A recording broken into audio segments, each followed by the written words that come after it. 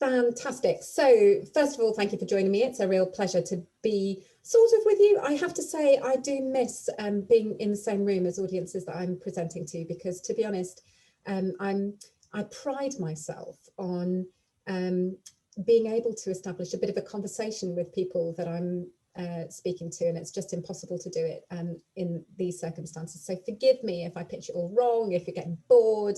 Normally I can see when I'm sort of losing my audience, because people will be checking their phones or, you know, doing their email, and it's just impossible for me to tell. So I hope you'll just send a message if you think it's all getting terribly tedious. I also have to warn you two things before I get started. The first is that I have bitten off more than I can chew. Despite all my experience and all my better judgment, I have got too much data to show you, and I hope that I won't you know, either lose control of my structure or bore you silly. The second thing I should say by way of an introduction is most of the data that I'm about to show you isn't something that I have produced. I'm going to be drawing on some analysis done by a set of fantastic colleagues, some of whom work in my team in Universities UK International, but also colleagues from an organisation we work very closely with. So when I get into it, I'm just going to make sure that you understand that it's not my analysis. It's something that I'm presenting, but as somebody else's intellectual property. So I've been asked to talk about the changing international landscape, and I think I'm just going to start with a bit of context and a little bit of a discussion of what just happened. I mean, look, everybody, including me, is a little bit obsessed with the pandemic and the effects of the pandemic. And the question really whether these are going to be short-term effects, or whether they're going to catalyse a change in the way that we interact with international students, the way that we educate students, you know, from our own countries, whether something is lasting about this change, or whether this is something that will pass and we'll go back to life as it used to be. And that's really where I want to start. I think that for me, it's clear that some changes that have been thrust upon us by COVID-19 are going to be here with us to stay.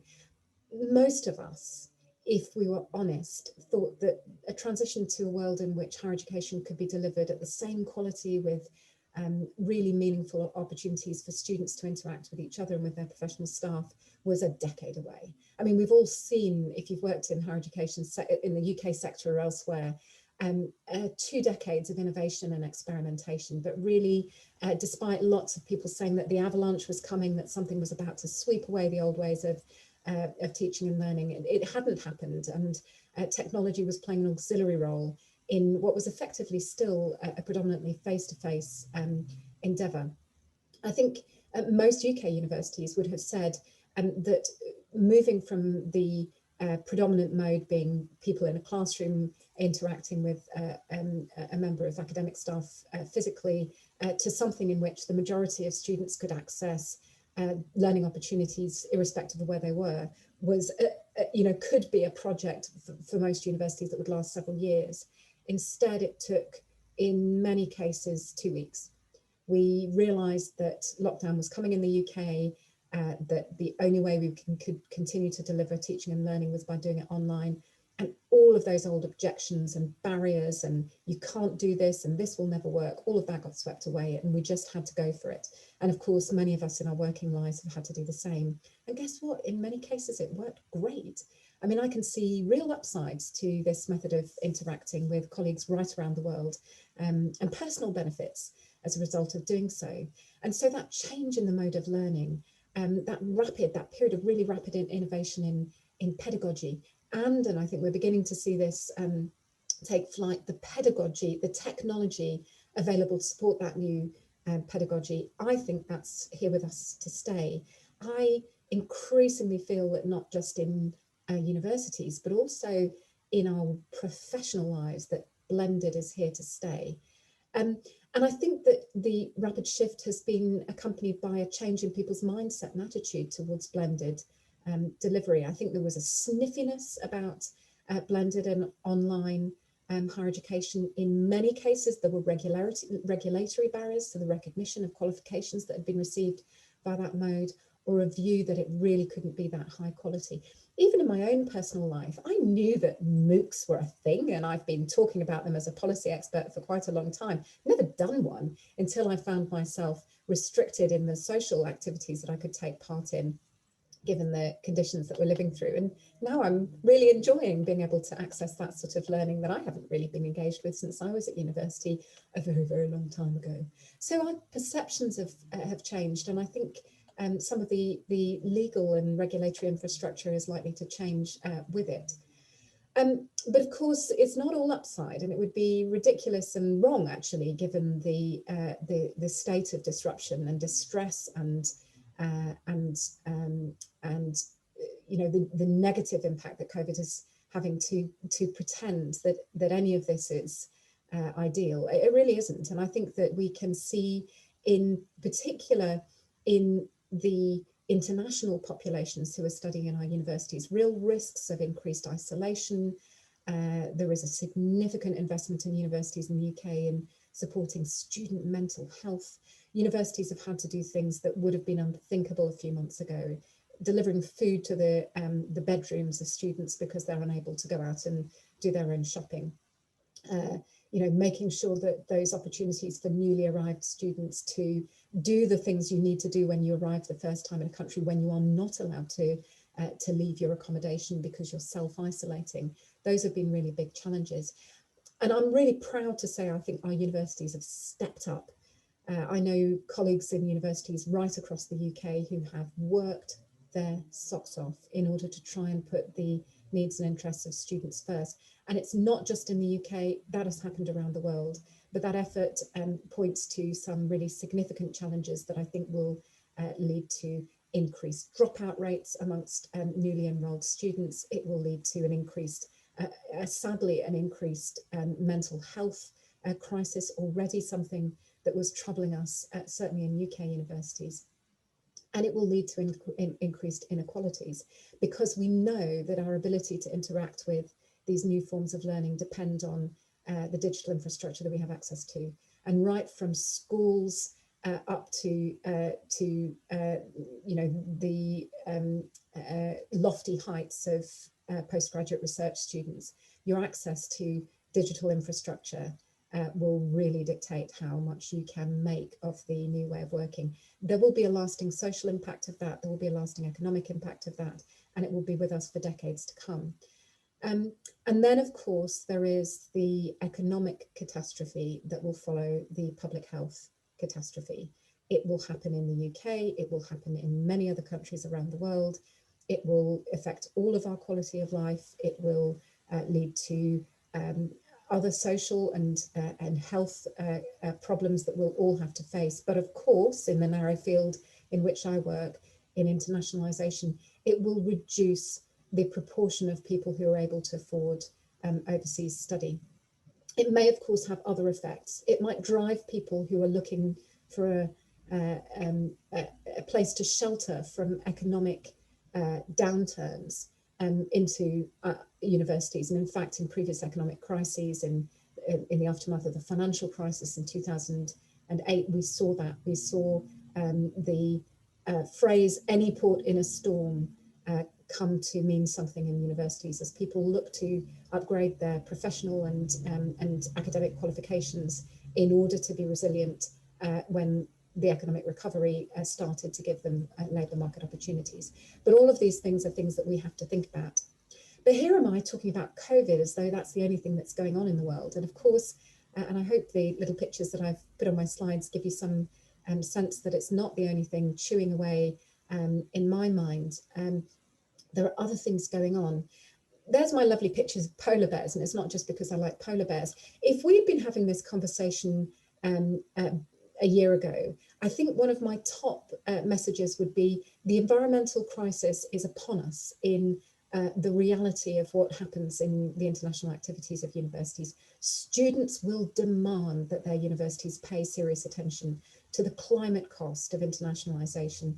And many universities in the UK had set themselves ambitious carbon targets without really knowing quite how they were going to reconcile that with equally ambitious targets to internationalise the student experience, to recruit more international students, and to internationalise research. Those pressures haven't gone away and will equally, I think, affect what happens to us in the next 2 decades in the field of internationalisation. For the UK, of course, we've also got some other challenges. The Chinese flag is here as a reminder that international education is now a new front in a geopolitical conflict. It is for the UK, it is for many of the other Anglophone higher education systems, and it is an increasing source of tension at the political level between universities who wish to collaborate insofar as it's possible in all fields with counterparts in one of the world's fastest developing higher education systems, and universities which of course host very large numbers of Chinese students on our campuses. But we're really clear that we're being buffeted by forces that are, not forces that we've been used to dealing with. And for us, making sure that we try to keep international students out of politics is no longer a simple matter. Of course, that doesn't extend just to China, and there are many other parts of the world in which those tensions are felt. And then finally, for us, it's tempting to try and ignore the reality that we have in fact left the European Union.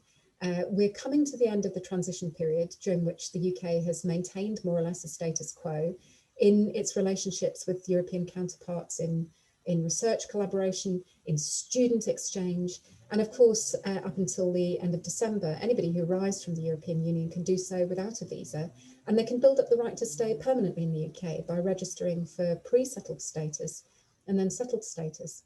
And then at midnight on the 31st of December, that changes, and EU nationals who want to come to the UK will have to apply for a visa alongside people from other parts of the world. And that will be a very, very big change. And it will be accompanied for those who are looking to study in the UK by a change in the fee regime. So EU students who've until this point been treated as exactly the same as UK students for the purposes of fees will be subject to international fees from the beginning of next academic year. And again, I think that will cause some significant disruption within the UK system. So that's my big old context thing. I'm going to keep half an hour on the time because I do have a tendency, terrible tendency to rabbit away. I'm going to move into the part of the presentation that I have to acknowledge is based on analysis that was done by Janet Ilieva of Education Insight. She's absolutely fantastic if you're looking for somebody who really knows how international student flows work around the world. She's your woman, she's brilliant. And she worked with two of my colleagues in Universities UK International, Joanna Westphal and Steph Harris, to produce a publication which we called petulantly, Why Aren't We Second? But really it was a serious attempt to try and understand the patterns in international student flows around the world over the last decade and to understand our position within that. And then also building on that to try and think about what we might do as the UK to make sure that we're a really attractive destination for international students into the future. So I'm going to start by giving you a little bit of a global overview of some of the trends in international student mobility. And then I'm going to talk about what those patterns can tell us about previous crises that might be a little bit analogous, though not entirely analogous to COVID. And then finally, I'm going to try and give you a little bit of an insight into what I think that means for us in the UK. So here it is in headline terms. These are this is really just showing you the top destinations for international students and how their popularity has changed over time. Now, being from the UK, I'm immediately drawn to the fact that whilst the UK remains the second most popular destination for international students, we've really grown very modestly over the past decade, actually. And we've experienced just 0.9% growth compared to 13% growth in Australia, to get my figures right. 10% growth in the Netherlands. Germany also grew very strongly. And the US has been slightly less successful, but still has grown during that period quite considerably. So we've lost our market share, although we remain second in the world. In fact, our market shares dropped from 10.5% in 2012 to just 8.2% in 2017. And I'm going to come on to some of the things that we think might be behind that. But it is not true to say that there is a simple explanation. There are a number of things going on, and that's what our analysis tried to show. The first observation that we drew, and I'm not sure how widely understood this is, has been the really rapid growth of some new destinations hosting international students at much greater rates than before.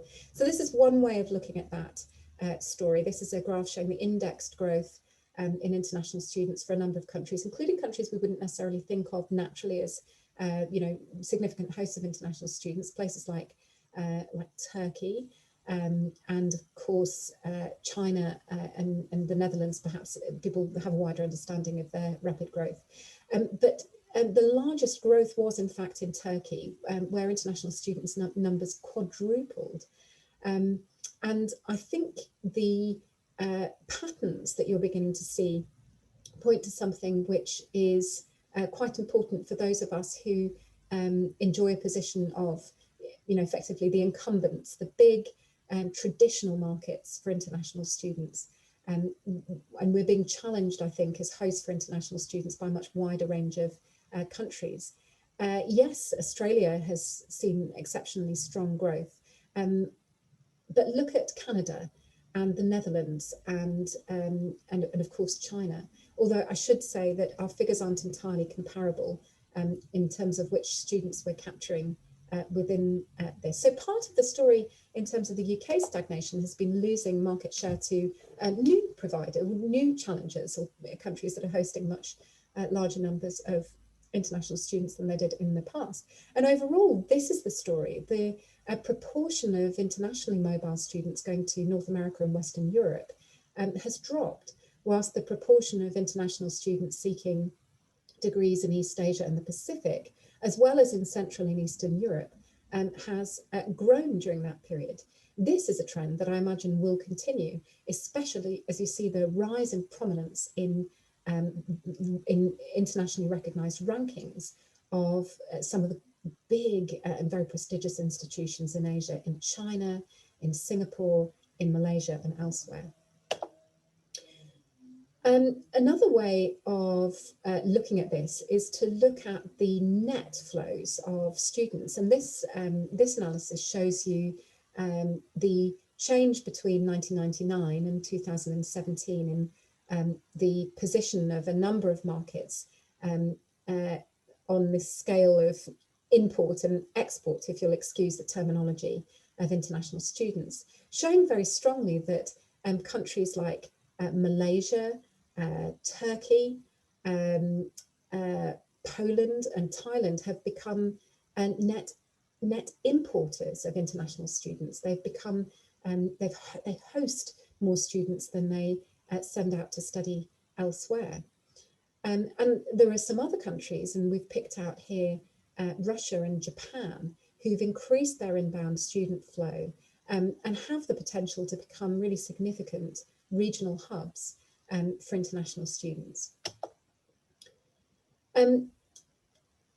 Another way to look at this is to try to look at the sources of international student mobility and where those students typically go.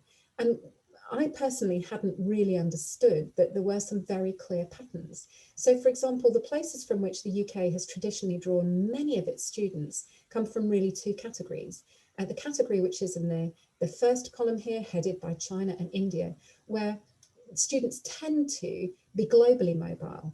And that contrasts with the second column, which describes a list of countries in which students tend to be regionally mobile. And of course, if you look at the top 20 countries from which the UK receives international students, it's a combination of the students from the first category, globally mobile students, and European students who are predominantly regionally mobile.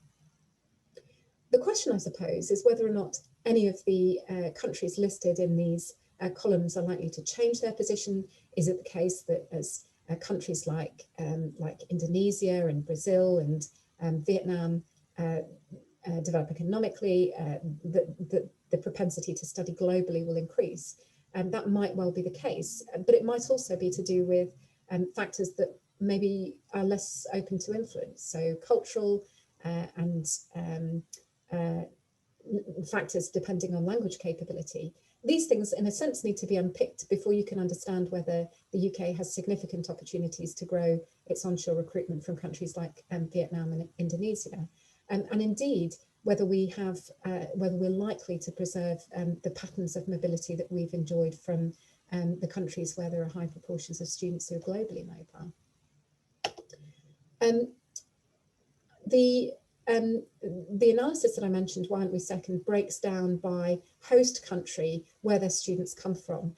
And just bearing in mind that we have some quite significant restrictions on mobility as a result of COVID-19, but also the geopolitical factors that I mentioned, I think that dominance of Asia as a source country for international students outside of Asia is one of the factors that really deserves some scrutiny.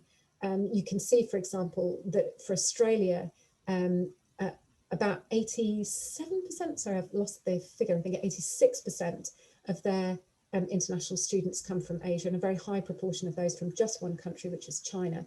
The UK is slightly more balanced, but look at that big blue block, which is Europe, and remember about the change in status that's coming for EU students who want to study in the UK. So the message I take from this is that there are serious reasons at an institutional level for us to be thinking about diversification of the student body. There are lessons to be learned from some of the countries that have more diverse student intakes. There are warnings to be taken from countries that have less diverse student intakes, and we can't be complacent.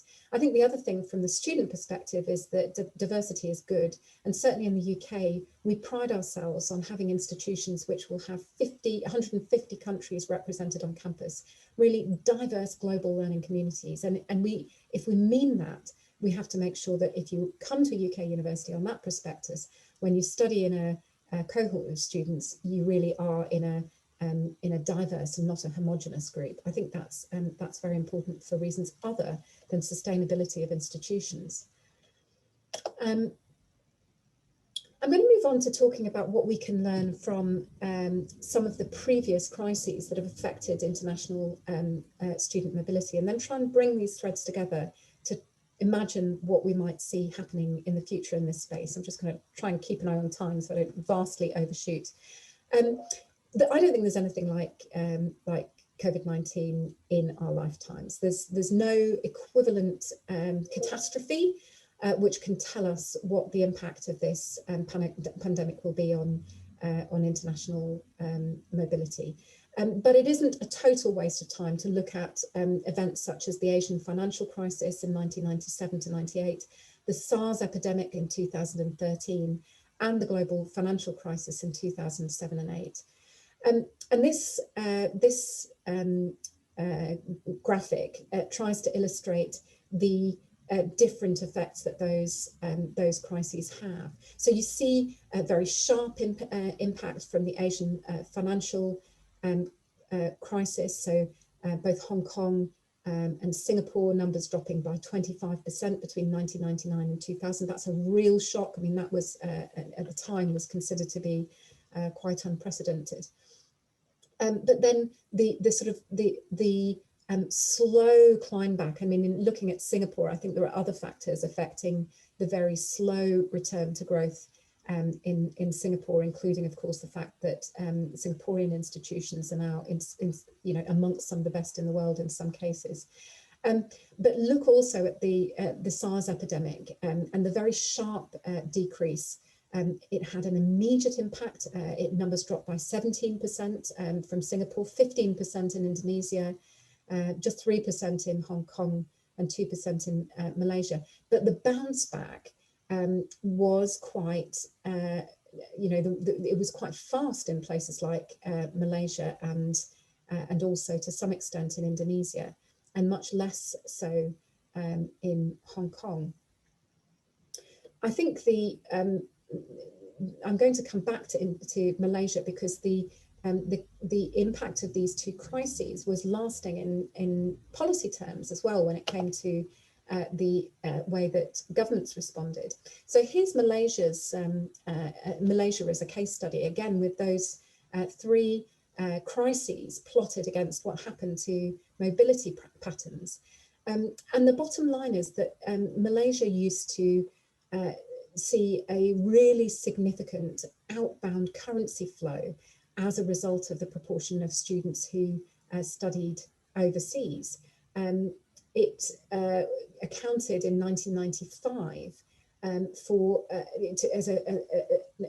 12% current account deficit, which is quite extraordinary. And the policy response to that was to build Malaysia as a hub for international students.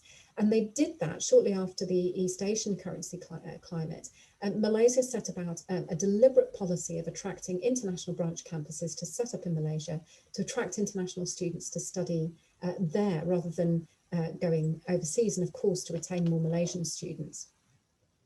And with where we are now, Malaysia now has over 130,000 inbound students and is a net importer of higher education. In fact, it's the 11th largest host country for international students. It's been a huge success story for Malaysia economically, and there's a lesson in it, I think, both for the UK, with its patterns of transnational education already well established, but also for other countries that look at Malaysia's example and ask themselves whether they could establish themselves also as hubs for international education, providing high quality education to domestic populations, but also taking advantage of the opportunity to deliver an economic boost to the country through attracting a greater number of international students.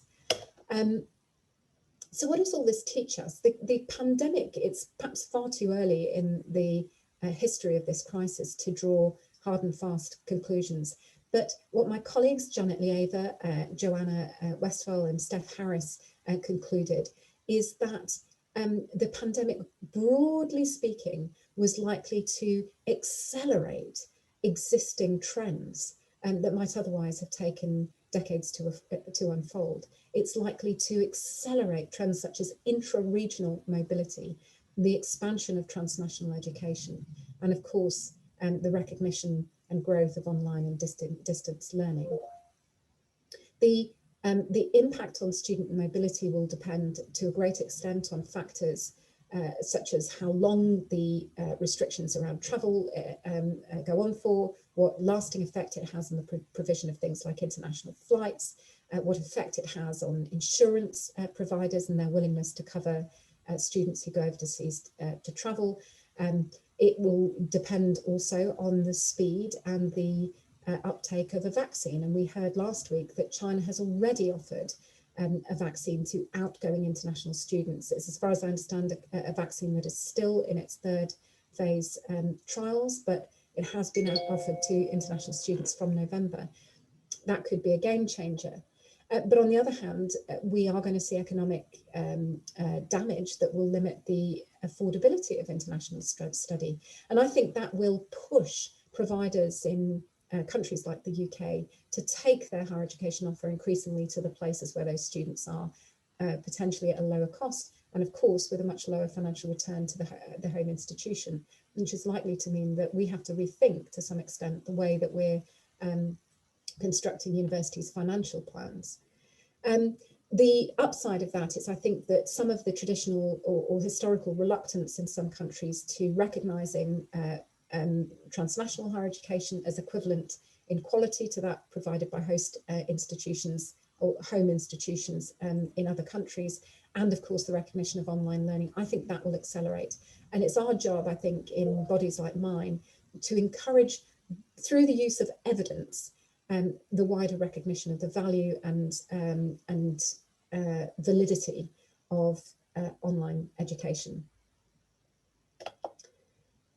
So what does all this mean for the UK? And with you, you'll forgive me, I'm going to use the last 10 minutes or so to talk about what I think the UK should be doing about the position that we are in. The first thing to say is that we've been thinking about how we can boost our position as an attractive destination for international students for many years. We felt that action taken by our government in 2011 to remove post-study work rights had been part of the reason why we lost market share, and why we in particular saw a really significant decrease in the international students from some previously very important countries from our point of view as senders of international students over the course of the last decade, and significantly places like India, Pakistan, Nigeria. So it predates the COVID crisis, but of course the COVID crisis sharpens minds and asks us new and difficult questions about how we'll be resilient into the next decade. But the story even before the COVID crisis hit was that the UK had lost market share in 17 of the top 21 sending countries for international students, and you can see how significant those decreases were in some countries. We had seen some gains. Malaysia, I think the connection between the UK's strong provision in Malaysia as a provider of T&E and our continued attractiveness as a destination for international students can be drawn, but perhaps not overstated, as a forthcoming piece of research that the UK is about to publish will show. But alongside China, Malaysia does send quite a lot of students to study UK programs who start in year 2 of their program, not in year 1, and have come through some sort of transnational pathway, usually some sort of articulation pathway. Indonesia is very interesting for us. I think that my sense is that the UK should have been doing better in Indonesia, but for a variety of historical, cultural and language reasons, we haven't in the UK been particularly present in Indonesia, and that's beginning to change. And Hong Kong is a story in itself, but Hong Kong has remained a very strong source country for us. The question, I suppose, that it's exercising us is not only how do we sort of build and maintain on those places where the UK has been rather successful, but how do we recover in those places where we've really seen some damage in the last 10 years? I think in order to answer that question, you need to understand where have students that might previously have come to the UK gone. And the story, just building on the analysis that I presented earlier, is about 2 things. One, direct competitors, the US, Australia, Canada, each of them recognised as having strong higher education systems, the US being the system with which we're in the kind of tightest competition when it comes to, for example, the number of universities represented in the upper echelons of international rankings, the impact of our research, although I am always fond of saying that although the US produces a greater volume of research, the UK, as measured by field-weighted citation impact, produces a higher quality of research. So we're third by volume, but first by quality. And that matters, I think, as a reason for international students to come and study with us. Australia has had a fantastic success story.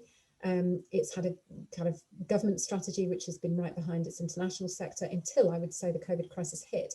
And I don't know whether there are Australians in this gathering, but I would say that whenever I hear from colleagues in Australia, I do feel quite, I feel for them because I think they're having a very difficult time at the moment. Canada also has been quite sort of seriously hit by the COVID crisis, but was just going great guns when it came to positioning itself as a fantastically attractive destination for international students. And to be honest, having spent time in Canada myself, I just think you can't begrudge Canada for that. It's a great place. But then there's this intra-regional mobility story, and understanding there's no point in trying to recover a market position in places where students have got local or regional options that are just becoming really compelling, or where there is a strong reason why a regional player is likely to become a very attractive magnet for international talent. Better to think how we can work in those places through, for example, transnational education. But the bottom line is we need a differentiated strategy. We need something which is granular, that isn't a simple and blanket approach. It is about doing some of the basic things like fixing the problem with our visa system, but it's also about understanding at the country by country level what it is that the UK could be doing a bit better. So we argued for a while. I mean, it became for a year or so my hobby horse, and I banged on about it relentlessly to colleagues in government, but we needed a strategy. We needed an international education strategy which had targets, that had a kind of business-like approach to understanding how to make the UK an attractive destination for international students. And this isn't about gloss and spin, it's about fixing our knitting as I see it. It has a target to achieve 600,000 international students in the UK by 2030. That's not, in my view, a particularly ambitious target. We already have nearly, I mean, probably this year we'll reach 500,000 international students. So it's a modest, not an exponential increase in international students. And there are very good reasons why that is what politicians wanted to support. And actually, from our perspective also, thinking about preserving quality and political permission to host international students, that was something that we supported. Right up there, front and centre of this approach, was visa reform. And together with a range of government departments, we built the evidence base and the case for changing the visa regime to give international graduates of our universities an opportunity to work in our economy. We knew that was important. We knew it was what our competitors were offering. We knew it was part of their appeal. And we knew it was the thing that made the biggest difference to us between 2012 and 2018, 2019, when the wind started to shift a little bit.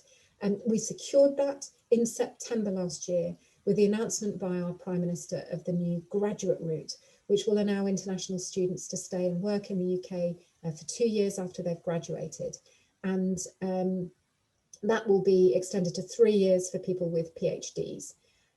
We also saw a total change in the rhetoric around international students from a attitude which in some quarters had been marginally hostile towards international students, characterised by suspicion of fraud and malpractice, towards a rhetoric led by the Prime Minister, which recognises that we are blessed by the international students who study with us. We are blessed by their decision to come and spend time with us. Why? Because generally speaking, if we make sure they have a great experience, they're our ambassadors for the rest of their lives.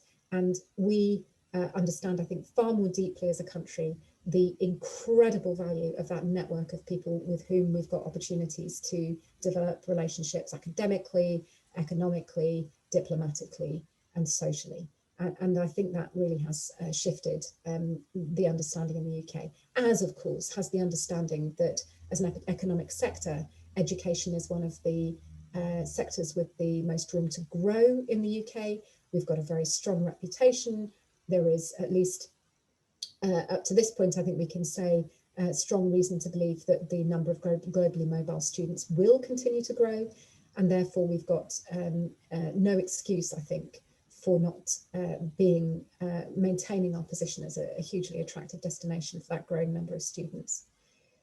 But for me, it was also important that the strategy wasn't just about how you recruit more students. It was about how you make the international education offer that the UK provides so good that we compete really strongly on message. It's, yes, we should be better at marketing. We should absolutely be better at marketing. I think we could learn a lot from other countries on that.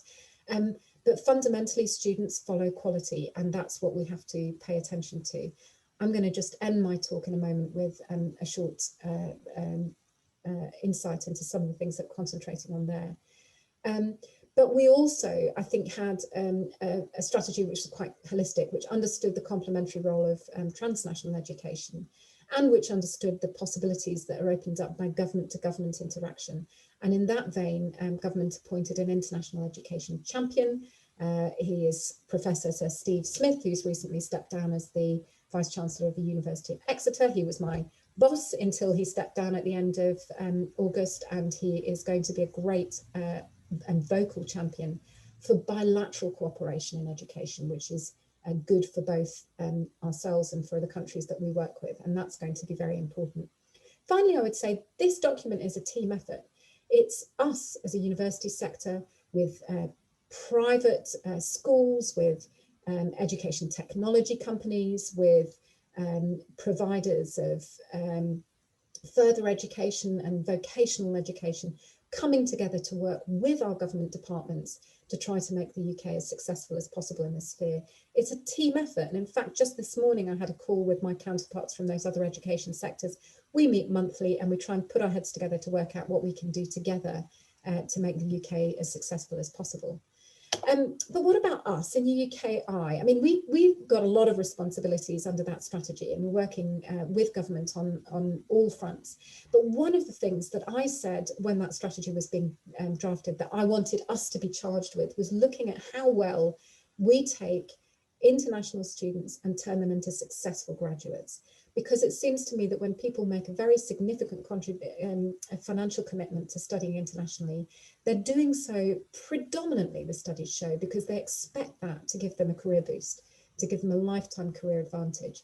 And it seems to us that with the introduction of the graduate route, we have to make good on the promise that a UK education sets you up for a successful career. And perhaps that's even more important now, given that the graduates who leave our universities in the next few years will be entering a labour market, which is the like of which we've never known in our lifetime. It will be really difficult for these graduates. And I think we need to look very hard at the support we're providing international graduates on this employability front. It's a bit of a kind of, I'm a bit like a dog with a bone with this one, and I intend to continue to chew away at it. We did a study, therefore, to try and understand how well what UK universities were providing in terms of career support for international graduates matched up with demand. And it was a survey of careers services, so not yet bringing in the student perspective, although we have looked at that in other ways.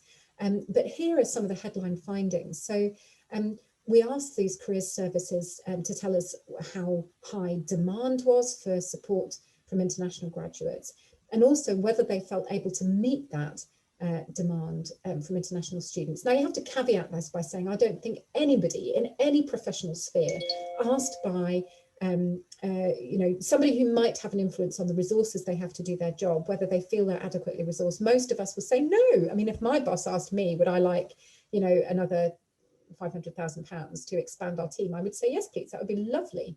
If I was really asked, could we do all the things that we thought needed to be done with the resources we've got? No, of course that's the case. We wouldn't be able to do that. So caveat, take with a pinch of salt. This is careers advisors saying they'd like more money to do their work, for more resources. But I do think it's significant that they perceive a really significant mismatch between the demand for international careers services and the support that they're able to provide. We dug in a little bit to what exactly they were doing. We asked them, and this shows you the responses on the question about tailored advice and guidance. So 44% were providing effectively a blanket service. International students were getting the same advice that they would give to all students. Some were providing advice and guidance specifically tailored to international students in general, but only 30% were providing careers advice and guidance tailored to international students from particular countries and regions. And even within that, the majority of those people were catering to large student cohorts on campus. So, they may have a very large group of Chinese students or Indian students, but what about a Peruvian student, who is likely to go back to Peru and pursue their career there? So there is an issue about that. And of course, for individual institutions, a challenge in the affordability of providing really granular support for, as I've said, perhaps international students from 150 countries. So I'm not claiming that this is a simple fix. But in order to understand what we might be looking at, what might good look like, we looked at case studies, we looked at the way that some institutions who said they were investing a lot in tailored support were doing it. And we tried to understand what overall people were doing in terms of providing tailored support. And this gives you some idea of what UK universities were doing, whether that's providing web-based resources about working in specific countries, or advertising vacancies, overseas vacancies. I think international mentoring schemes, only 28% of those who responded to this study said that they were using international mentoring schemes, whilst a higher proportion were drawing on international alumni, 61% were drawing on international alumni. And to me, that is an immediate issue. That's kind of, that's low-hanging fruit. I would say you've got a community of people who studied with you, who may now have successful careers. Could they possibly provide some support to the next cohort of graduates coming behind them from their home country? I think, therefore, these begin to suggest ways in which the UK sector could provide more granular and tailored support to international graduates. We're going to carry on working on this. I would say this is still pretty early days, but we want to raise the profile of the issue with senior leaders, and we want to point to good practice. And also, in terms of raising profile with senior leaders, I think it's important to note that this is already regarded as a strategic priority for most institutions to some extent. Some saying it's an institutional level priority in their strategic plan, and others saying that it's a supporting priority. although it may not make the sort of top rank. But I think there's still in this picture still room to improve the extent to which institutions are prioritising international student employability alongside employability generally as part of their desire to internationalise the student body. But what about the polar bears? This was partly to remind me that at some point I have to stop talking, allow you to ask questions. What about the polar bears? We have to address the carbon footprint of internationalisation. We have to take advantage of the innovation that has been generated by the COVID pandemic. Things like virtual mobility for our students, opportunities to teach in a way that is permanently blended, which allows people to complete part of their studies in their home country and come onto campuses in the UK, perhaps for a shorter amount of time. We need to think about how universities can use the partnerships they've already got through transnational education to minimise the global flow of students until we have a way of addressing the climate impact of that, but also the mechanisms that we've been deploying during the COVID crisis to allow people who previously would have flown around the world to deliver classes in those transnational settings to do so virtually. I think there are opportunities here, and I think we have to seize it. But as a leading Universities UK International, this remains a priority for us. I think in view of the time, and I would like to leave some time for questions, I'm going to ask Poppy if she is back in the room. And if she is, I'm going to ask her to tell me if we have any questions. And then I'll try and work out how to stop sharing my screen. There we go. Poppy. Hello. Thank you so much, Vivienne, and thank you so much for joining us. And also those last points there, they really brought the presentation together beautifully. I think that there was a lot of impact in those. So thank you for sharing your thoughts on that. My pleasure. We have had a few questions come through. We've got a couple of minutes, so I'll pick my favourites. Okay. I get that privilege, I guess, today. So we've got one from George who said that how do you see the UK's market share long term? Do you think it will recover, or do you think this is kind of the way higher ed is going at the moment? I mean, look, I think that if you look at the diversification of places where students go to study, my personal guess is that UK's market share will continue to decrease over the next decade. But I would like to see us remain the second most popular destination for international students. I'm relatively relaxed about students choosing a wider variety of destinations, but I guess if you're going to rank us, I wouldn't want us to find that we were being replaced by other more popular destinations, particularly if that was because it was felt that the UK was somehow no longer quite living up to the expectations of international students. That's fantastic. And oh gosh, that's time for one more. So we've got one from Ed. This is quite a long one, so please feel free to ask me to repeat anything. But when things return to some kind of new normal, do you think that more traditional institutions are likely to shift back to that on-site teaching method? Or like you said in your kind of finishing points, do you think that some institutions will still be able to survive if they're not doing that hybrid model? I think the future is permanently blended. That's what I think. I mean, and actually that's not in a way a revolution. I think that if you study in a UK university, you're already going to be supported in the face-to-face learning you have by the virtual learning environment that the university has. So the virtual learning environment is basically the platform that the university uses to deliver, to make sure you've got access to course materials, to recordings of lectures, and to interact with your teaching staff. Those virtual learning environments are already part of the infrastructure. And I guess what I see happening is that we will never quite go back to only teaching face-to-face. Having said that, I know, because I miss it myself, that personal interaction, the opportunity to sit in the same room and see somebody's reaction to what you're saying is incredibly important. I miss it when I'm presenting, and I think that students miss it when they're interacting virtually with their academic staff. So yes, people will be itching to get back to the face-to-face contact. It's actually one of the safest forms of interpersonal contact. I mean, we spend a lot of time hopping up and down and saying, it's one of the safest settings at the moment, being in a seminar room, windows open, sitting far apart from each other, wearing masks, 2 meters away from each other. That's not where you're going to get major transition. I mean, you will in the pubs, but you're not going to in those circumstances. So we are fighting to keep that a little bit. That's fantastic. I'm afraid we don't have any time for any more questions, but I think there are a few which have popped onto the thread. So if you're able to join the event afterwards, please do feel free to answer those. And if not, I can pop people in touch with you should they have any more questions. But thank you so much, Vivienne, for joining us today. My pleasure. Thanks for having me, Poppy. Thank you. Enjoy the rest Cheers. of the conference. Bye.